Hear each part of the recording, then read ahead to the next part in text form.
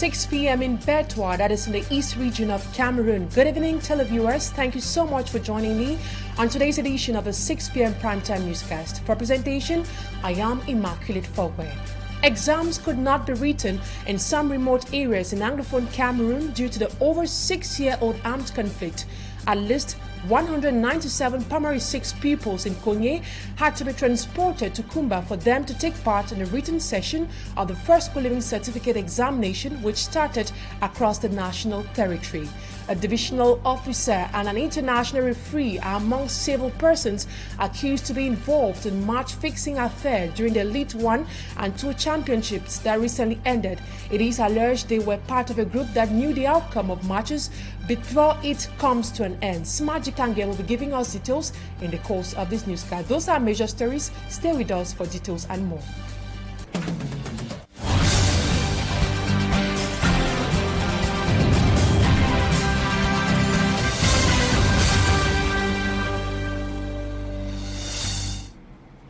Good evening once more, and thank you so much for choosing Equinoxe Television. We begin with this edition of the news with education.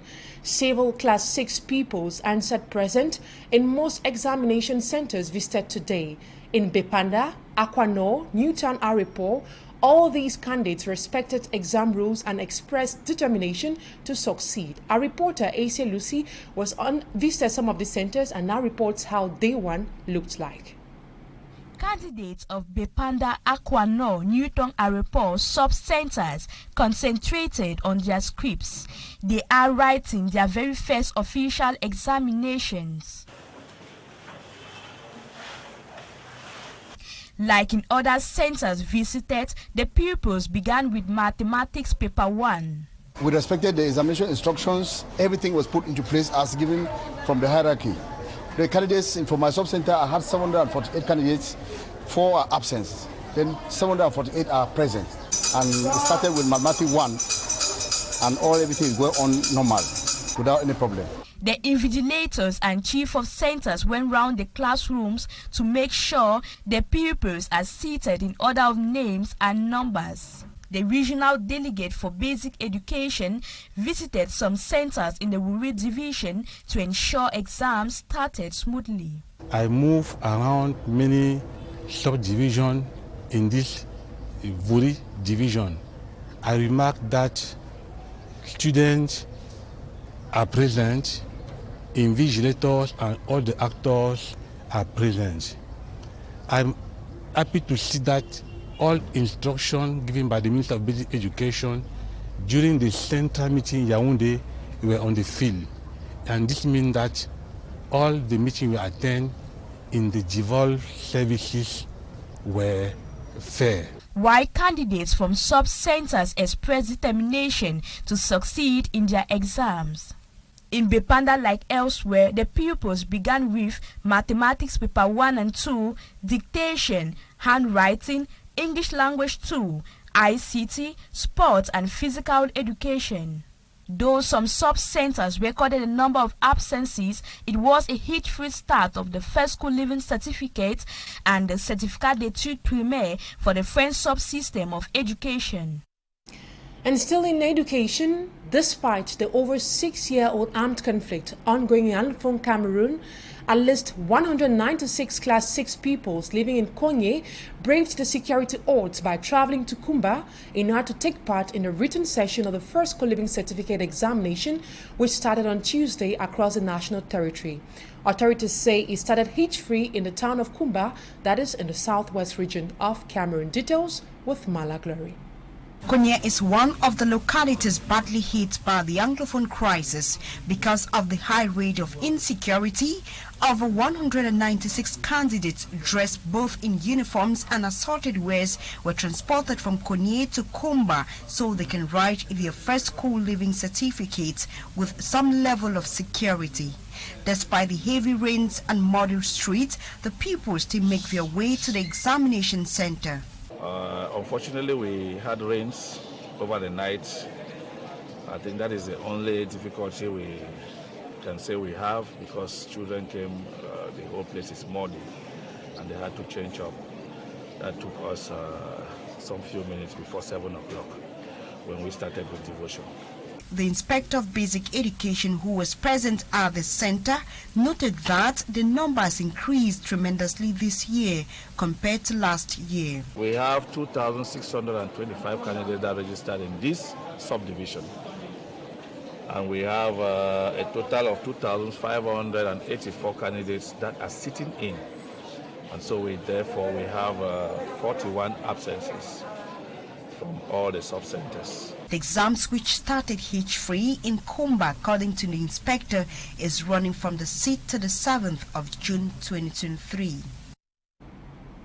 And in the same vein, candidates sitting in for the Brevet d'études du premier cycle BPC also began writing the exams across the national territory today. Our reporter Anna Bila was at some centers here in the city of Douala to find out how the exams kicked off. She took special interest in some visually impaired candidates writing the BPC with the help of a braille at the Lycée Examination Center. Take a listen to her report. This little girl, whose name we got as Kenya, is a candidate of the Brevet d'études du premier cycle BPC exam at Lycée Jos in Douala. One can think she is sleeping, but no, she is concentrated on her question and answer sheet. Being a visually impaired with a 20% sight level, Kenya must take her script very close to her eyes before she can have a view. In this exam hall, 4 of the candidates can barely see. One is completely blind. The principal of Lycée Jos and head of center says there are invigilators in charge of candidates with special needs. Le Lycée Jos est également le centre des malvoyants. Lycée Jos is also a center for visually impaired candidates. There were 5 of them, one is absent. All of them write normally like others. They have a translator who assists them. Those who cannot see at all have the braille to work with. Chaque fois qu'il y a une épreuve, le traducteur, il prend d'abord l'épreuve. At other examination centers in Douala like GBHS Bobongo Sub-Center, Aquano and Bepanda, the exams unfolded without a major hitch. La première journée a été bien lancée. The candidates are sure of making it despite some stresses. En fait, la première épreuve, elle était abordable à mon niveau. The first subject was somehow easy. I think an average student can make it. Our invigilators have also been helping with directives. An exam is always stressful, but when you write the first subject well, you feel relaxed to continue with the others. En fait, un examen, qu'on le veuille ou pas, c'est toujours stressant. C'est toujours stressant, mais... The Brevet d'études du premier cycle BPC exam will end on Friday, June 9. And away from education, the General Coordinator of the Rapid Intervention Battalion, Colonel Francois Pelene, has called on the population to shun fear and increase their collaboration with the forces of law and order in maintaining peace and normalcy in their communities. The General Coordinator was speaking in Bengui, and that is in the Momo Division of the Northwest region, after an improvised explosive device was detonated by alleged separatist fighters, killing at least 5 soldiers and wounding others. Details with our Northwest correspondent, Bo Stella. The General Coordinator of the Rapid Intervention Battalion, Colonel Francois Pelene, was in Bengui to inaugurate the command post of the 33rd Light Intervention Unit. The visit coincided with the death of at least 5 soldiers at Alabukam and Mezam Division. The soldiers were returning from Bengui in the early hours of Wednesday, May 31st, when their convoy was targeted with improvised explosive devices by alleged separatist fighters. The recent attack raises questions on the prevailing security climate and the morale of the troops. We are doing our job, and it's not an incident like this of IED who will decrease the level of our morale. The security situation in Bengui has often been termed improving by administrative authorities, but the happenings and its environs leaves the inhabitants with tear-provoking scars. They know that with the presence of the bee in Bengui, they are going to enjoy everlasting peace. But for the fear of the unknown, which we are calling on those people who continue to give them threats behind to come up to the land surface so that all of us can enjoy the peace. While in Bengui, The General Coordinator of the Rapid Intervention Battalion assured the population that they are present for their good. The center of gravity of this crisis is the population. It's the population. We need to work hand to hand with the population to achieve results. And we are also here to tell to those who lost their way, hiding on the bush to make terrorism and criminality, that it is not late. There is a safe process to come back. The 33rd Light Intervention Unit, with base in Bangui, covers the administrative Momo Division and parts of Mezam Division, with one of its missions to safeguard the territorial boundaries of Cameroon, threatened in the northwest and southwest regions by actions of separatist fighters. And still on the devastating effects of the over 6-year-old Anglophone crisis in Anglophone Cameroon, refugees in the Minawawo camp are lamenting over the difficult conditions in which they are living. They say their needs are far above the aid they are receiving from the Cameroon government and its partners like the United Nations High Commission for Refugees and Plan International. Babila Jonathan in his report explains to us the various challenges these refugees are experiencing. They are among close to 80,000 Nigerian nationals living in this 623-hectare Minawao camp in Gawa, Mokolo subdivision, far north region of Cameroon. They fled violence in their home country to seek refuge here. On a beaucoup de difficultés pour l'eau, latrine, aussi abri. On a des problèmes de bois de chauffage.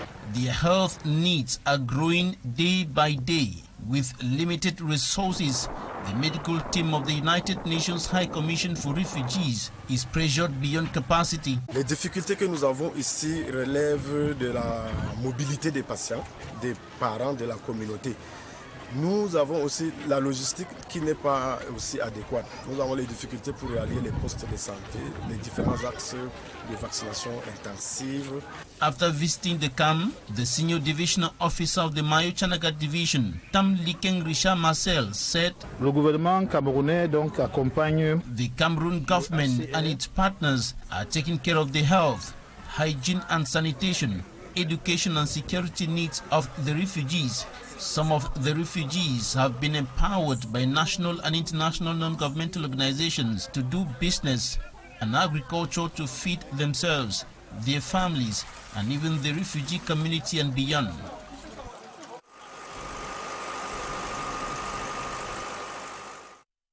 And now to sports. Corruption at the helm of Elite 1 and 2 Championship in Cameroon. A divisional officer and an international referee are among several persons accused to be involved in match-fixing affair during the Elite 1 and 2 Championships that recently ended. It is alleged that they were part of a group that knew the outcome of matches before it came to an end. Smajikan Gabriel spoke to sports journalist Gong Ivo Moa and compiled the following report. Even though the Elite 1 and 2 championships have all come to an end, with Cotton Sport of Garua crowned champions in Elite 1 and Victoria United crowned Elite 2 champions, the leagues are still playing prolongation in the office, with some to be sanctioned in the days ahead. Reports have it that in the course of the 2022-2023 football season, some irregularities were noticed, which led to match fixing and betting on the outcome of games of the Elite 1 and 2 championships. After thorough investigations, 7 club presidents from the Elite 1 and 8 club presidents from the Elite 2, a divisional officer, an international referee, and a popular online journalist have been identified as key agents of match fixing during the football season. A sports journalist believes this discovery is coming too late. It's a good one, but it is coming at a very wrong time. This was something we have expected because it started since the first round of the championship. We have been hearing of match fixing, referees being beaten here and there. The FICAFU went ahead to sanction the clubs, suspended players, but nothing about club president. Coming out to say this, I, for one, I look at it like we are dancing the Bafia dance. It has already happened. Some clubs have been relegated from Elite 2 to the Regional League, some from Elite 1 to Elite 2. So coming out to say that on sanction, where are they going to have the proof? For Ngong Ivomwa, this latest revelation of match fixing should have come when matches were still going on. Some club presidents were sanctioned when the leagues were on, but nothing was done. Okay, now they are saying that they will take decision to Elite 1, Elite 2 club president who are involved in match fixing. Are they going to, for example, clubs that have been relegated who are not involved, are they going to bring them back? Or clubs that were involved into match fixing, their club president, what are they going to do? Are they going to relegate the clubs, or are they going to only sanction the club president? You can still sanction a club president for 5 years. The club president might appoint even his or her relative to control the team, but still the one pumping money is insignificant. Amongst those suspected of having a hand in the match-fixing saga is a divisional officer and an international referee. Divisional officers and international referees to be involved into match fixing is really alarming. It's a shame, a call for concern, because I know divisional officers, those who have passed through a NAM, that they want to protect the law, engaging into this. That means football has been politicized. Everything has been politicized. An international referee who instead needs to be an example of young referees coming up, involved into match fixing, whereby go and meet referees to give them money. Really, FICAFO really need to penalize these two officials. But now, there's a problem. A divisional officer is under Minad. FICAFO is a federation. I don't know how it's going to look like, because there are two different ministries, and I don't know the type of sanction they'll give on the DIO, because the DIO is not under FICAFO. While the retired referee has nothing to do again with football. It's alleged that the popular online journalist involved in the Elite 1 and 2 match fixing has already been arrested. And according to FICAFO sources, in the days ahead, the Elite 1 and 2 club presidents and the divisional officer involved will also be arrested. And that report put an end to the first part of the news. Talking Point is up next.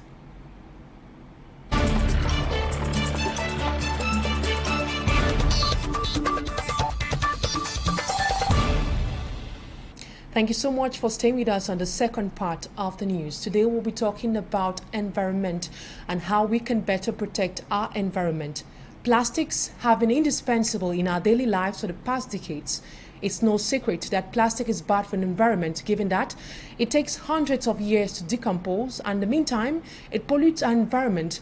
How then can we curb this global problem? That's what we'll be discussing on Talking Point today. My guest is an environmentalist. He's called Andrew Ekpe Inyang. It is a pleasure having you on Talking Point today, Mr. Andrew Ekpe Inyang. Yesterday, we commemorate World Environment Day. Can you explain to us what's the importance of celebrating such a day? Every human being depends on the environment, depends on nature, and we are doing so many things that harm nature, on which we depend. And on a day like this, we take stock of the different services we receive from nature, the importance of nature, the role of different species, and so on and so forth, so that we refresh our minds and recondition reset our mindsets, so that our behaviors will reflect responsibility towards nature, towards the environment. For our own good, we need to educate ourselves, we need to raise awareness of the population, we need to actually decide on the best steps to take to protect the environment. So tell us, what are some human activities that contribute greatly in degrading our environment? Well, I will start from our livelihood. We want to survive on Earth, want to live on Earth, want to enjoy life. Starting from the villages, the kind of agricultural systems we use, shifting cultivation, slash and burn agriculture. We destroy the forest to be able to have an area to plant our crops. We not only do that, we use we use fire. By doing that, we also pollute the atmosphere. We hunt because we want animals, we want protein, and we overdo it and destroy because we don't respect the hunting norms. We pollute water to get fish, by destroying a lot, you know, even taking in some of the poisons. These are some of those areas where we destroy the environment. Of course, if you look at our streets, we litter them with a lot of plastics. We drink water, we drink minerals, some sweet drinks, and just throw that the containers outside there. These containers pollute the environment. And the micro plastics, actually, if you throw them in the rivers, fish pick them up, and when fish pick them up, they can actually harm not only the fish but also us that eat the fish. So there are so many ways we destroy this environment, sometimes ignorantly, sometimes stubbornly, because there are so many programs out there that help to raise our awareness. But most often, we are very stubborn to listen to them, pay attention, and even reflect on the messages that we are receiving on a daily basis. Mr. Iyang, you just mentioned indiscriminate disposal of plastic waste. Can you please explain to us how these irresponsible behaviors in relation to handling plastics can negatively affect not only the ecosystem, but equally humans? We know plastic waste is one of the major causes of floods, especially in Cameroon. First of all, we should understand that plastics take a long time to decay naturally.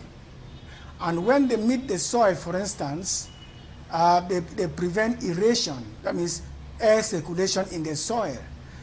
It means, therefore, that if you plant your crops and there is not enough air circulation, the crops won't do well. When these plastics reach the ocean, as I said before, the microplastics, they will be ingested by fish and other aquatic animals. And when this happens, it inhibits them to function properly. And the poisons in the plastics can also be ingested by us in the long term because we eat. And as we are eating, we get these plastics into our system that cause a lot of diseases. So now, what are some of those measures that need to be taken in order to ensure that the environment is protected, and who is to play that role? Yeah, for me, I think everybody should come on board. Let us work as one person. First of all, we raise awareness. The television is here, the radio is there, the community meetings are there. We raise awareness, public awareness about the need to protect the environment, but also take campaigns seriously, like plastics campaign. You know, the councils are there to support with this, so that we clean our environment, and the government is there to enforce laws to ensure that plastics are not thrown anyhow. There should be an organized way of disposing of plastics, and we should link this to recycling industries that will be able to recycle the plastics instead of just throwing them into waterways or anywhere else in the environment. That can cause a lot of injury to us, because in the end, we are the people to suffer. Talking about environmental protection, you are one of the authors of a publication, Taste of Nature. What's the content of the book, and how can it be beneficial to any citizen who picks up a copy in adopting responsible behaviors as protecting our immediate environment? Okay, you are talking about Taste of Nature, which is going to be launched on the 24th of June. This is an eco-poetry collection, my first eco-poetry collection. It contains poems that let us understand the role of the different species in the environment, the different components of the environment and their importances, as well as the kinds of things we do, as we are discussing now, that destroy or harm the environment, and what should we do to be able to reverse the situation. That is what the poetry collection is all about. And I think it is a very timely collection for many people, not only in Cameroon, but even beyond Cameroon. Now, what has the WWF been doing to ensure that the environment is protected? Let's take the case of Cameroon. Yeah, let us start from the creation of national parks or protected areas, national parks, wildlife reserves. This is a way to protect the forest and to protect the animals that live in the forest. In other words, to protect biodiversity. We need the biodiversity to be able to survive on Earth, to be able to live well, because we derive a lot of ecosystem services from them, from the air we breathe, to the resources that we need for our medicines, to the food that we need on a daily basis. We all depend on nature. So we do that, and we also help the human community, because they are the people who actually help to destroy, and they destroy because they want their livelihoods to be improved, or they think that that is the only way they can support their livelihood. So we support their livelihood indirectly by giving them alternative means of livelihood. For instance, they could be doing livestock production. They could be doing apprenticeship in many other, in some other ways which are green, that do not harm the environment. Thank you so much, Andrew Ekpe-Iyang. He is an environmentalist. And thank you so much, ladies and gentlemen, for your keen attention on today's edition of the 6 p.m. Primetime Newscast. Have a lovely day or evening in the company of more interesting programs on Equinoxe TV. So long.